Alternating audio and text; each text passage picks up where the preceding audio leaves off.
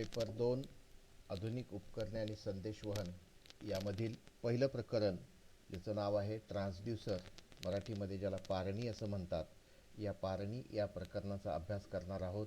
हे प्रकरण 25 गुणासाठी परीक्षेमध्ये विचारलं जातं. जास्तीत जास्त 25 गुण असतात. त्या गुणाची विभागणी या ठिकाणी दाखवलेली आहे. 1 गुणाचे 4 प्रश्न, 3 गुणाचे 3 प्रश्न आणि 4 गुणाचे 3 प्रश्न असे एकूण 25 गुण या प्रकरणावर असतात. आता ट्रान्सड्यूसर किंवा पारणी यावरून तुमच्या लक्षात येत असेल की ट्रान्स म्हणजे बदल करणे, एका प्रकारच्या ऊर्जेचं रूपांतर दुसऱ्या प्रकारच्या ऊर्जेमध्ये करण्यासाठी जे साधन वापरलं जातं त्याला काय म्हणतो आपण? ट्रान्सड्यूसर असं म्हणतो. एका प्रकारच्या ऊर्जेचं रूपांतर दुसऱ्या प्रकारच्या ऊर्जेमध्ये करण्याची आवश्यकता आपल्याला आहे किंवा त्यामुळं खूप उपयोग आपले साध्य होणार आहेत. तर त्यासाठी आपण या ठिकाणी ट्रान्सड्यूसरचा अभ्यास करत आहोत.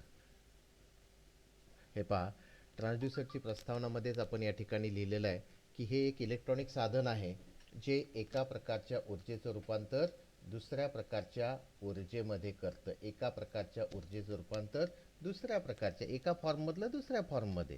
उदाहरणार्थ भौतिक राशी आहेत किंवा आपल्या भोवतीच्या भौतिक राशी आहेत, त्याचं रूपांतर आपल्याला विद्युत राशीमध्ये करावं लागतं. या भौतिक राशीचं रूपांतर विद्युत राशीमध्ये करून देण्याचं कार्य करण्याच्या साधनाला काय म्हणतात? ट्रान्सड्यूसर असं म्हणतात. तर ह्या ट्रान्सड्यूसरचा उपयोग कुठं केला जातो? तर मोजमापनामध्ये. आपण जी सगळी मीटर वापरतो ती मीटर काय करतात? विद्युत राशीचं मोजमापन करतात. त्या मीटरचा जो काटा असतो तो काय होतो? हालतो, विचलित होतो, डिस्प्लेस होतो, एका ठिकाणाहून दुसऱ्या ठिकाणी जातो. त्याला आपण काय दिलेलं असतं? इलेक्ट्रिकल क्वांटिटी आपण त्याला देतो. तर अशा इलेक्ट्रिकलचं रूपांतर भौतिकमध्ये किंवा भौतिकचं रूपांतर इलेक्ट्रिकलमध्ये, तर अशा यासाठी जे उपकरण वापरलं जातं, जे सर्किट वापरलं जातं, जे घटक वापरला जातो, की जे साधन वापरलं जातं त्याला आपण काय म्हणतो? ट्रान्सड्यूसर असं म्हणतो. मोजमापन झालं, कंट्रोलिंग आहे, नियंत्रण आहे. आपल्याला एखाद्या प्रकाशावर चालणाऱ्या दिव्याची निर्मिती आपण पाहिलेली असेल. जेव्हा आपण अंधार पडतो तेव्हा दिवा आपोआप लागला पाहिजे, जेव्हा उजेड पडतो तेव्हा दिवा आपोआप काय झाला पाहिजे? बंद झाला पाहिजे. हे जे ॲटोमॅटिक कार्य आहे, हे जे नियंत्रणाचं कार्य आहे, हे कार्य आपोआप होण्यासाठी बाह्य प्रकाश ही जी काय आहे? भौतिक राशी आहे. प्रकाश ही भौतिक राशी आहे. त्याचं रूपांतर अगोदर विद्युत सिग्नलमध्ये करावं लागेल, तर आणि तरच आपल्याला काय होईल? कन्व्हर्जन किंवा ॲटोमेशन करता येईल. आपल्याला विद्युत सिग्नल आहेत परंतु प्रकाश पाहिजे. कोण काम करून देतं? तर बल्ब काम करून देतो. तर अशा या बल्बला सुद्धा आपण काय म्हणू शकतो? ट्रान्सड्यूसर असं म्हणतो. विद्युत सिग्नलचं रूपांतर प्रकाश ऊर्जेमध्ये करून दिलं. म्हणजेच एका प्रकारच्या ऊर्जेचं रूपांतर दुसऱ्या प्रकारच्या ऊर्जेमध्ये करण्यासाठी जे साधनं वापरली जातात त्याला काय म्हणतात? ट्रान्सड्यूसर असं म्हणतात. तर या ट्रान्सड्यूसरचा अभ्यास आपल्याला डिटेलमध्ये या पुढील भागामध्ये करावयाचा आहे. सर्वप्रथम आपण काय पाहणार आहोत? ट्रान्सड्यूसरचे प्रकार. तर ट्रान्सड्यूसरचे प्रकार या 5 ह्याच्यात विभागले गेलेले आहेत. त्यातला पहिला प्रकार आहे निष्क्रिय ट्रान्सड्यूसर आणि कार्यक्षम ट्रान्सड्यूसर, ज्याला आपण ॲक्टिव्ह आणि पॅसिव्ह असं म्हणतो. ॲक्टिव्ह कोणाला म्हणतो आपण? आपण इंग्रजीमध्ये शिकतो ॲक्टिव्ह व्हॉइस, पॅसिव्ह व्हॉइस. तर या ठिकाणी ॲक्टिव्ह ट्रान्सड्यूसरचा अर्थ असा आहे की जे स्वतःहून कार्य करतात, त्याला दुसऱ्या कुणाच्या मदतीची गरज नसते, त्याला आपण ॲक्टिव्ह म्हणतो. उदाहरणार्थ पॉवर सप्लाय दिल्याशिवाय इलेक्ट्रॉनिक सर्किट किंवा काही उपकरणं कामच करू शकत नाहीत. म्हणजेच त्याला आपण ॲक्टिव्ह म्हणत नाही. ते काय आहेत? पॅसिव्ह आहेत, दुसऱ्यावर डिपेंड आहेत. जेव्हा सप्लाय मिळेल तेव्हा ते काम करतील. पण हे कार्यक्षम ट्रान्सड्यूसर जे असे असतात की जे स्वतः कार्य करतात, त्यांना कोणाच्या मदतीची गरज नसते, अशाला आपण ॲक्टिव्ह ट्रान्सड्यूसर असं म्हणतो. आणि निष्क्रिय म्हणजे काय? दुसऱ्यावर डिपेंड असणारे. ह्याचा फरक आपल्याला डिटेलमध्ये पुढं पाहायचा आहे. त्याच्यानंतर प्राथमिक आणि दुय्यम ट्रान्सड्यूसर. प्राथमिक आणि दुय्यम. प्राथमिक म्हणजे काय? तर जे स्वतः विद्युत सिग्नल. हे पहा, पहिला प्रकार परत निष्क्रिय ट्रान्सड्यूसर. निष्क्रिय ट्रान्सड्यूसर कोणाला म्हणतो आपण? की बाह्य पॉवर सप्लायची गरज असते अशा ट्रान्सड्यूसरला निष्क्रिय ट्रान्सड्यूसर किंवा पॅसिव्ह, दुसऱ्यावर डिपेंड असणारे. ह्याची उदाहरणं दिलेली आहेत रेझिस्टिव्ह, कॅपॅसिटिव्ह, इंडक्टिव्ह. या रेझिस्टिव्हची परत उदाहरणं दिलेली आहेत thermistor, R T D, strain gauge, potentiometer. हे डिटेलमध्ये आपल्याला पुढच्या भागामध्ये प्रत्येक सर्किट प्रत्येक उपकरण पाहायचं आहे. कॅपॅसिटिव्हमध्ये कंडेन्सर माईक आहे, हायड्रोमीटर आहे, टॉर्क मीटर आहे. इंडक्टिव्हमध्ये LVDT, लाऊडस्पीकर, प्रॉक्झिमिटी डिटेक्टर. तर अशा या ट्रान्सड्यूसरचा अभ्यास आपल्याला पुढील भागामध्ये करायचा आहे. पहिला प्रकार तुम्हाला समजला, ॲक्टिव्ह कुणाला म्हणायचं आणि पॅसिव्ह कुणाला म्हणायचं. सगळ्यात महत्त्वाचं ते आहे जे स्वतःहून काम करतात, कोणत्याही पॉवर सप्लायची बाह्य शक्तीची गरज नसते, अशाला आपण काय म्हणतो, कार्यक्षम असं म्हणतो. आणि ज्यांना दुसऱ्याची मदत पुरवली जाते त्याला आपण काय म्हणतो, पॅसिव्ह असं म्हणतो किंवा निष्क्रिय ट्रान्सड्यूसर असं म्हणतो. हे पहा, या दोन्हीमधला फरक या ठिकाणी तुलना दाखवलेली आहे. कार्यक्षम आणि निष्क्रिय ट्रान्सड्यूसर कुणाला म्हणायचं, तर या ठिकाणी पहिला जो फरक आहे परीक्षेमध्ये तुम्हाला विचारला जातो त्यातला पहिला फरक सगळ्यात महत्त्वाचा, बाह्य पॉवर सप्लायची गरज नसते, तो झाला ॲक्टिव्ह. आणि ज्याला बाह्य पॉवर सप्लायची आवश्यकता असते तो झाला निष्क्रिय. सेल्फ जनरेटिंग दुसरा फरक या ठिकाणी तुलना काय केलेली, हे स्वतः स्टार्ट होतात, जनरेट होतात आणि ह्यांना जनरेट स्टार्ट करावं लागतं, म्हणून हे सेल्फ जनरेटिंग नसतात, हे सेल्फ जनरेटिंग असतात. त्याच्यानंतर कार्यक्षममध्ये काय, भौतिक राशीचं रूपांतर विद्युत सिग्नलमध्ये. त्यामध्ये विद्युत सिग्नलमध्ये काय, व्होल्टेज, दाब म्हणजे व्होल्टेज आणि प्रवाह म्हणजे काय, करंट. भौतिक राशीचं रूपांतर व्होल्टेज किंवा करंटमध्ये जे कार्य ट्रान्सड्यूसर करतात ते कार्यक्षम ट्रान्सड्यूसर असतात. आणि ज्या ठिकाणी रेझिस्टन्स बदलला जातो, रोधामध्ये म्हणजे आरमध्ये बदल होईल, त्याच्यानंतर कॅपॅसिटन्स म्हणजे सीमध्ये बदल होईल किंवा इंडक्टन्स एलमध्ये बदल होईल. हे आर एल सी ज्या ठिकाणी बदलली जाते ते शक्यतो निष्क्रिय ट्रान्सड्यूसर असतात. याची उदाहरणं दिलेली आहेत. पहा, सोलार सेल. आता सोलार सेलला हे स्वतः स्टार्ट होते, स्वतः व्होल्टेज निर्मिती करते, प्रकाश घेते, प्रकाशाचं रूपांतर बदलत्या व्होल्टेजमध्ये करते आणि अशा रीतीनं हा बाह्य पॉवर सप्लायची गरज नाही, सेल्फ जनरेटिंग आहे, भौतिक राशीचं रूपांतर व्होल्टेजमध्ये करते, म्हणून हे या ठिकाणी उदाहरण काय लिहिलं आहे, सोलार सेल. तसं इथं काय लिहिलेलं आहे, थर्मिस्टर लिहिलेलं आहे. आता थर्मिस्टर जर नुसता हवेत धरला तर तो काम करू शकणार नाही, त्याच्याकडून काम करून घ्यायचं असेल तर योग्य सर्किटरी जोडावी लागेल, त्याला पॉवर सप्लाय द्यावा लागेल, त्याचं तापमानानुसार, बाह्य तापमानानुसार काय बदलणार आहे, रेझिस्टन्स बदलणार आहे आणि त्या बदलत्या या ठिकाणी रेझिस्टन्स बदलतो, तापमानानुसार रेझिस्टन्स बदलतो, भौतिक राशीचं रूपांतर बदलत्या रोधामध्ये केलं गेलं. तर अशी ही तुलना तुम्हाला परीक्षेमध्ये लिहिता आली पाहिजे. ॲक्टिव्ह आणि पॅसिव्ह नंतर दुसरा जो प्रकार आहे थर्मिस्टरचा, ज्याचं नाव आहे प्राथमिक आणि दुय्यम ट्रान्सड्यूसर. आता प्राथमिक कुणाला म्हणायचं पहा, भौतिक राशीचं रूपांतर यांत्रिक राशीमध्ये करणाऱ्या ट्रान्सड्यूसरला प्राथमिक ट्रान्सड्यूसर असं म्हणतात. म्हणजे भौतिक राशी ज्या आहेत सभोवतालच्या त्याचं रूपांतर विद्युत नाही आहे, यांत्रिक राशीमध्ये. यांत्रिक राशीमध्ये म्हणजे रोटेशन असेल, डिस्प्लेसमेंट असेल काय, तर याचं उदाहरण आहे बॉर्डन ट्यूब. ही काय इलेस्टिकची ट्यूब आहे, त्याच्यामध्ये हवेच्या दाबाचं रूपांतर गोलाकार हालचालीमध्ये होतं. म्हणजे हवा जसजशी दाबली जाईल त्याचं प्रेशर कमी जास्त होईल, त्याप्रमाणे ते रोटेशन मुवमेंट त्या ठिकाणी तयार होईल. तर ही झाली. त्याच्यानंतर डायफ्रॅम आहे, आपल्या स्पीकरचा जो काय आहे पडदा आहे, त्या पडद्यामध्ये हवेचा दाब जसा येईल तसं त्या प्रमाणात तो पडदा काय होईल, विस्थापित होईल, मागं पुढं होईल. स्प्रिंग आहे, बेलोस ट्यूब आहे, थर्मोकपल आहे, हे सगळे काय आहेत, प्राथमिक ट्रान्सड्यूसर आहेत. त्यानंतर दुय्यम ट्रान्सड्यूसर कशाला म्हणायचं, इथं झालं भौतिक राशीचं रूपांतर यांत्रिक राशीमध्ये, इथं काय भौतिक राशीचं रूपांतर विद्युत राशीमध्ये करणाऱ्या ट्रान्सड्यूसरला दुय्यम ट्रान्सड्यूसर असं म्हणतात. यामध्ये LVDT आहे. त्यानंतर यामध्ये दुय्यम ट्रान्सड्यूसरमध्ये पहिला LVDT, potentiometer, piezo electric transducer, strain gauge, photo electric transducer, तर असे हे दुय्यम ट्रान्सड्यूसर आहेत. एक लक्षात घ्या, प्राथमिक ट्रान्सड्यूसर काय काम करतात, भौतिक राशीचं रूपांतर यांत्रिक राशीमध्ये म्हणजे रोटेशन असेल यांत्रिक ऊर्जेमध्ये केलं जातं, आणि दुय्यम ट्रान्सड्यूसर काय करतात, भौतिक राशीचं रूपांतर विद्युत राशीमध्ये करण्याचं काम करतात. त्याच्यानंतर तिसरा जो प्रकार आहे ज्याचं नाव आहे ॲनालॉग आणि डिजिटल ट्रान्सड्यूसर.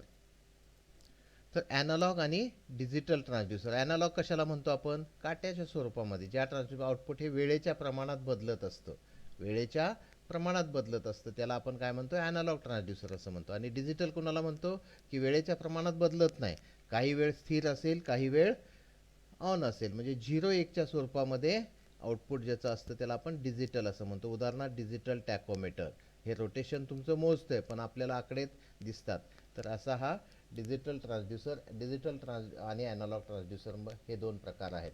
हा झाला तिसरा. त्याच्यानंतर चौथं, कार्यतत्वानुसार ट्रान्सड्यूसरचे प्रकार. रेझिस्टिव्ह, कॅपॅसिटिव्ह आणि इंडक्टिव्ह हे तीन प्रकार आहेत कार्यतत्वानुसार. म्हणजेच काही ट्रान्सड्यूसरच्या बाबतीत फक्त रेझिस्टन्स बदलेल, काही ट्रान्सड्यूसरच्या बाबतीत कॅपॅसिटर बदलेल, काही ट्रान्सड्यूसरच्या बाबतीत इंडक्टर बदलेल. तर असे हे कार्यतत्वानुसार. आणि शेवटचा जो प्रकार आहे ज्याचं नाव आहे ट्रान्सव्हर्स व इन्व्हर्स ट्रान्सड्यूसर. तर भौतिक राशीचं रूपांतर विद्युत राशीमध्ये करणाऱ्या उपकरणाला आपण काय म्हणतो, ट्रान्सड्यूसर म्हणतो. उदाहरणार्थ जनरेटर. आणि विद्युत राशीचं रूपांतर पुन्हा भौतिक राशीमध्ये करणाऱ्या ट्रान्सड्यूसरला आपण काय म्हणतो? इन्व्हर्स ट्रान्सड्यूसर असं म्हणतो. हे पहा, इन्व्हर्स ट्रान्सड्यूसर कोणाला म्हणता येईल? तर विद्युत राशीचं रूपांतर भौतिक राशीमध्ये करणाऱ्या उपकरणाला इन्व्हर्स ट्रान्सड्यूसर. मोटर आणि जनरेटर. तर असे हे त्याचे दोन प्रकार आहेत. तर यानुसार आपण ट्रान्सड्यूसरचे 5 प्रकार पाहिले. पहिला ॲक्टिव्ह पॅसिव्ह, दुसरा ॲनालॉग डिजिटल, तिसरा कार्यतत्वानुसार, चौथा ट्रान्सव्हर्स आणि इन्व्हर्स ट्रान्सड्यूसर आणि पाचवा आपण ट्रान्सड्यूसरचे किती प्रकार पाहिले? 5 प्रकार पाहिले. पहिला निष्क्रिय आणि कार्यक्षम, ज्याला पॅसिव्ह ॲक्टिव्ह म्हणतो. दुसरा प्राथमिक आणि दुय्यम. तिसरा ॲनालॉग आणि डिजिटल. चौथा कार्यतत्वानुसार आणि पाचवा जो आहे तो ट्रान्सड्यूसर व इन्व्हर्स ट्रान्सड्यूसर, ट्रान्सव्हर्स आणि इन्व्हर्स ट्रान्सव्हर्स असं ज्याला म्हणतो. असे हे 5 प्रकार परीक्षेमध्ये जर विचारले ट्रान्सड्यूसरचे प्रकार, तर हे 5 प्रकार तुम्हाला लिहिता आले पाहिजे.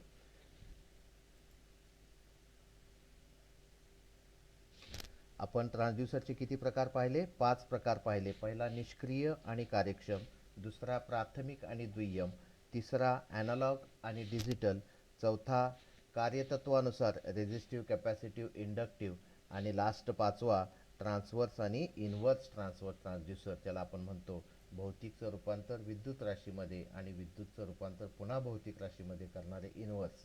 तर असे हे एकूण किती प्रकार आहेत? 5 प्रकार आहेत. यानंतर पुढच्या भागामध्ये आपल्याला ट्रान्सड्यूसरचे गुणधर्म पाहायचे. पहा, कुठल्याही उपकरणाला, साधनाला विशिष्ट गुणधर्म असतात. त्या गुणधर्माच्या आधारे आपण त्या साधनाचा दर्जा, क्वालिटी, उपयोग ठरवत असतो. तर यामध्ये 3 प्रकारचे गुणधर्म वर्गीकृत केलेले आहेत. पहिला आहे इनपुट गुणधर्म.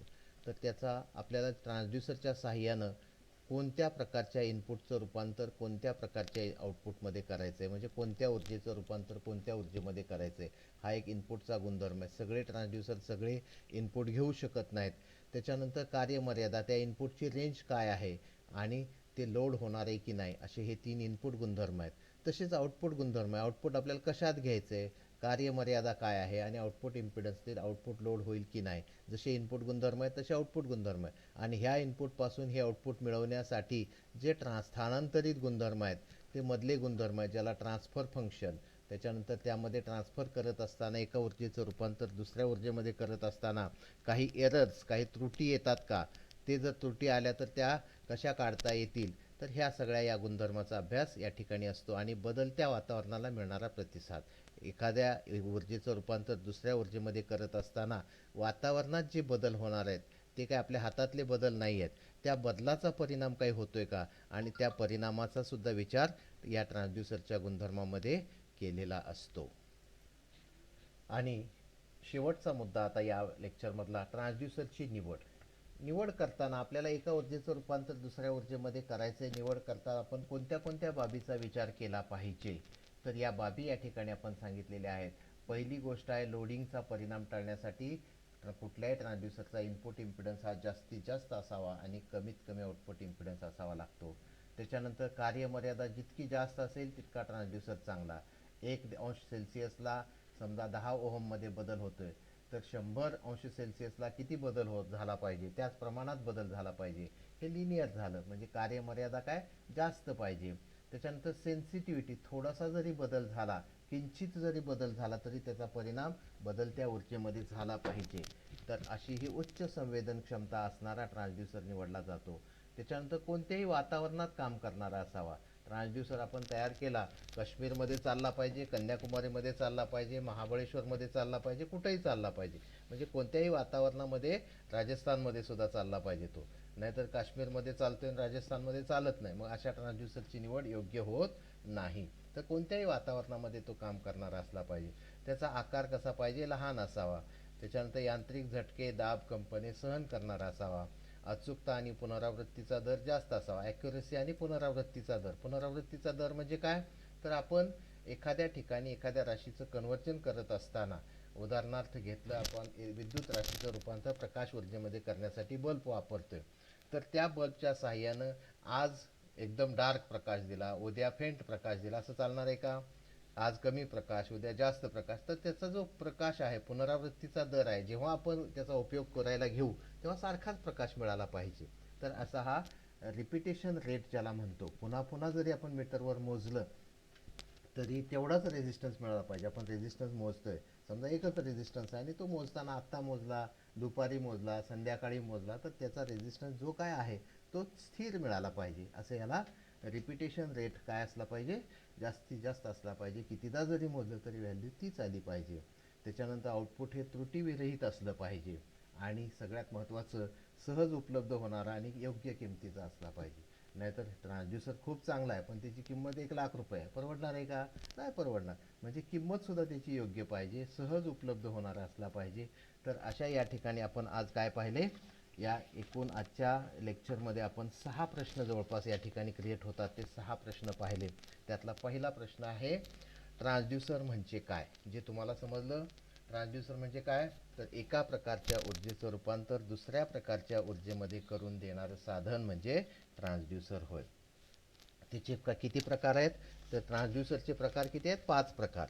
हे 5 प्रकार तुम्हाला सांगितले. त्यातला पहिला निष्क्रिय आणि दुसरा कार्यक्षम, त्यानंतर दुसरा प्रकार त्यातला प्राथमिक आणि दुय्यम, तिसरा प्रकार ॲनालॉग आणि डिजिटल, चौथा प्रकार रेझिस्टिव्ह, कॅपॅसिटिव्ह, इंडक्टिव्ह जे कार्यतत्वानुसार, आणि पाचवा ट्रान्सवर्स आणि इन्व्हर्स ट्रान्सवर्स ट्रान्सड्यूसर. असे हे 5 प्रकार आहेत. त्यानंतर तिसरा प्रश्न आहे निष्क्रिय आणि पॅसिव्ह, ज्याला आपण निष्क्रिय म्हणतो, आणि ॲक्टिव्ह, याच्या हे म्हणजे काय आणि त्याची उदाहरणं लिहा. निष्क्रिय कशाला म्हणायचं आणि त्याची उदाहरणं, आणि पॅसिव्ह कशाला म्हणायचं त्याची उदाहरणं, असा एक प्रश्न होऊ शकतो. त्यानंतर पुढचा प्रश्न आहे ह्या दोघांमधली तुलना, जी आपण तुलना 5 मुद्द्यामध्ये या ठिकाणी केलेली आहे. तर ही तुलना कार्यक्षम आणि ॲक्टिव्ह मधली ही तुलना या ठिकाणी तुम्हाला परीक्षेमध्ये 3 ते 4 मुद्दे यातले लिहिले पाहिजेत. आणि त्यानंतर ट्रान्सड्यूसरचे गुणधर्म, ट्रान्सड्यूसरचे प्रकार झाले, ट्रान्सड्यूसरचे गुणधर्म, हे 3 गुणधर्म आहेत: इनपुट गुणधर्म, स्थानांतरित गुणधर्म आणि आउटपुट गुणधर्म. आणि त्यानंतर शेवटचा जो मुद्दा आहे तो आहे ट्रान्सड्यूसरची निवड करताना कोणते घटक विचारात घ्यावे लागतात. तर असे हे एकूण 5-6 प्रश्न या ठिकाणी विचारले जाऊ शकतात. या 6 प्रश्नांपैकी 2-3 प्रश्न तर निश्चित परीक्षेमध्ये असतात. तर यानंतरच्या पुढच्या भागामध्ये आपण काय पाहणार आहोत, तर प्रत्येक ट्रान्सड्यूसरचं सविस्तर माहिती विश्लेषण आपण करणार आहोत. या ठिकाणी थांबतो. Okay, thank you.